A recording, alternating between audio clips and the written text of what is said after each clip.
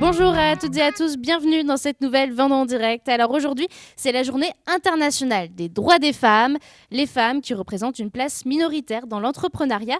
En 2020, 29% des entrepreneurs sont des femmes.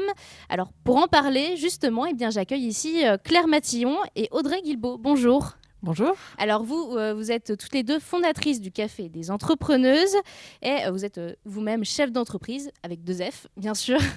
Alors si on devait commencer, peut-être, pourquoi pas, parler aujourd'hui de la place des entrepreneuses. Aujourd'hui, quelle place les femmes ont dans l'entreprise ?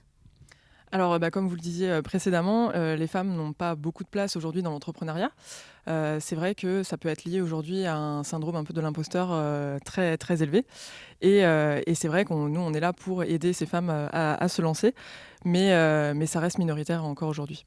Alors, comment expliquer aujourd'hui que les femmes ont parfois du mal à se lancer dans l'entrepreneuriat, à lancer une start-up, Audrey ?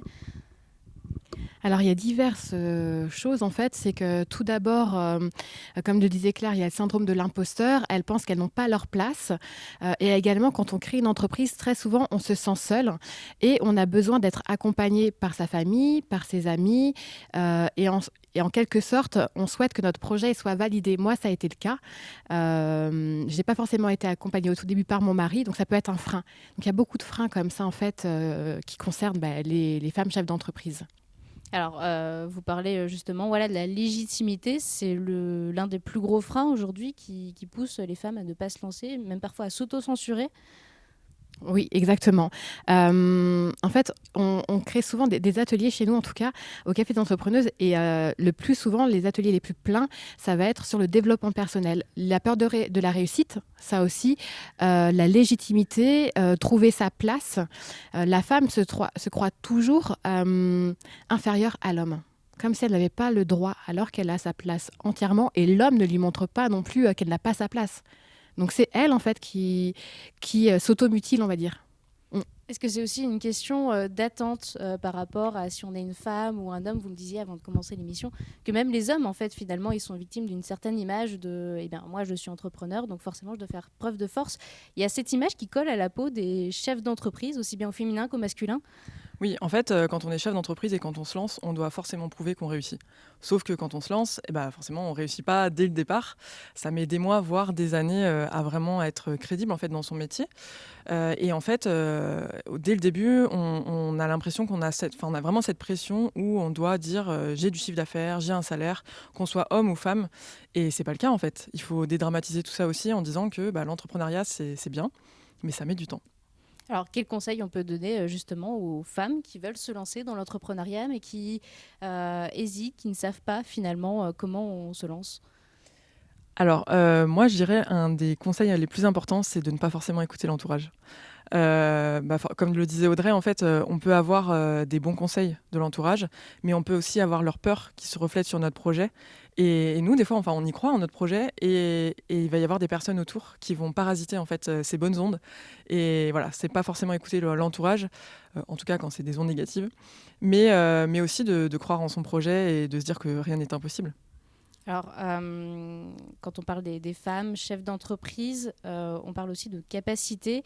Audrey, est-ce que finalement une femme est moins capable qu'un homme, ou il y a certaines missions qui lui sont peut-être plus attribuées, ou les capacités sont les mêmes? Je pense que réellement que les capacités sont les mêmes.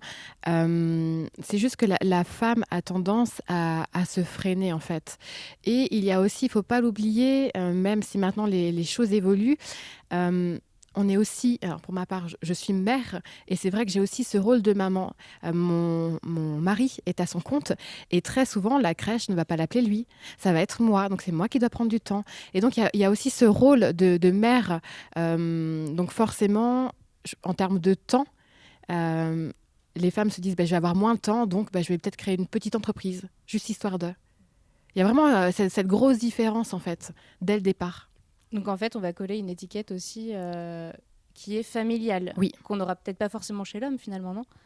Oui, je trouve, hein, en tout cas que, après, voilà, il y a beaucoup d'hommes, hein, qui s'occupent de leurs enfants. Là n'est pas la question, mais très souvent, ça va être plutôt à la femme parce que son activité, déjà, elle est en micro-entreprise parce qu'on lui a dit: «Mets-toi en micro-entreprise parce qu'il faut pas que tu ailles trop vite, que tu prennes des risques». Alors que l'homme, bah non, tu peux aller en société, il y a pas de souci.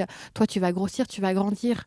Donc en fait, la femme, à partir de là, elle va se dire: «OK, micro-entreprise, donc moi, mon travail, il est moins important que mon mari. En plus, je rentre peut-être moins d'argent aussi. Donc, je vais plus m'occuper des enfants. Donc, en termes de temps, voilà, c'est elle qui prend sur son temps.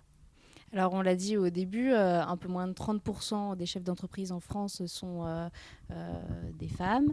Est-ce qu'il y a quand même une évolution? Parce que c'est vrai qu'on peut se dire c'est peu, mais par rapport aux 30 dernières années, quelle évolution on peut en faire? Ouais, je pense qu'il y a une grosse évolution positive sur l'entrepreneuriat au féminin. Je pense qu'aujourd'hui, on tend vers une libération, surtout avec le Covid. Il y a eu vraiment des remises en question de beaucoup de personnes, hommes ou femmes. Et les personnes veulent vraiment aujourd'hui faire ce qui leur plaît et vivre de leur passion, en fait. Donc, je pense que vraiment, sur les années à venir, il va y avoir un gros boom d'entrepreneuses et d'entrepreneurs. Alors, vous, le Café des entrepreneuses, vous guidez en fait des femmes, des entrepreneuses, comme le nom l'indique. L'idée, c'est quoi? C'est quoi vos missions concrètement? Je continue. Qui veut répondre? Du coup, en fait, au Café des entrepreneuses, on est vraiment là pour accompagner les chefs d'entreprise, donc les femmes chefs d'entreprise. Et en fait, on a 3 services à leur proposer pour grandir et évoluer dans leur projet. Donc ça va être des rencontres pour faire du réseau, parce que sans réseau, on ne peut pas se faire connaître. Donc c'est vraiment pour parler de son entreprise, mais parler aussi de soi. Comme le disait Audrey, on a une vie professionnelle, on a une vie personnelle, et ça influence forcément sur sa propre entreprise. Donc on est là pour parler de tout, en fait, aux rencontres. On va avoir aussi des ateliers professionnels où là, il y a des experts en fait, que l'on a sélectionnés qui interviennent sur des thématiques comme le développement commercial, la communication par les réseaux sociaux ou encore le développement personnel, qui là est très important pour être aligné avec son entreprise. Et on va avoir des événements spéciaux aussi pour dynamiser un peu tout ça, prendre confiance en soi et avoir de la cohésion aussi au sein du groupe. Et vous intervenez un peu partout en Vendée. Combien d'adhérentes aujourd'hui? Est-ce que ça marche bien? Alors, les rencontres, on va en faire forcément une à La Roche et on va faire une aux alentours de La Roche. Donc, il y en a 2 par mois. À ce jour, je pense qu'on va vraiment recentrer parce que beaucoup de personnes viennent à La Roche-sur-Yon. Ça reste assez central, on va dire. Aujourd'hui, on a à peu près une 50aine de membres, ce qui est déjà formidable. Ça veut dire que ça fait écho chez les femmes. Donc, et l'énergie qu'il y a, en fait, il faut vraiment venir pour sentir l'énergie de ces femmes qui ont envie de faire bouger les choses. Alors Claire, je vous laisse le mot de la fin. Si par exemple il y a des jeunes femmes qui nous écoutent, qui souhaitent pareil se lancer dans l'entrepreneuriat, qu'est-ce que vous leur diriez finalement? Je leur dirais de suivre leurs envies. Donc, comme je le disais, rien n'est impossible et de ne pas avoir peur. De ne pas avoir peur de se lancer et de ne pas avoir peur aussi de venir rencontrer d'autres femmes chefs d'entreprise. Parce que c'est souvent la problématique qu'on a, c'est le premier message, la première phrase qu'on va avoir dans un message, c'est « j'ose enfin vous contacter ». Et il ne faut pas avoir peur. Voilà. On ne mange pas. Et ne pas se fier au regard des autres. Merci en tout cas de nous avoir accueillis ici. Moi, je vous remercie de nous avoir suivis et on se retrouve très très vite pour une nouvelle Vendée en direct.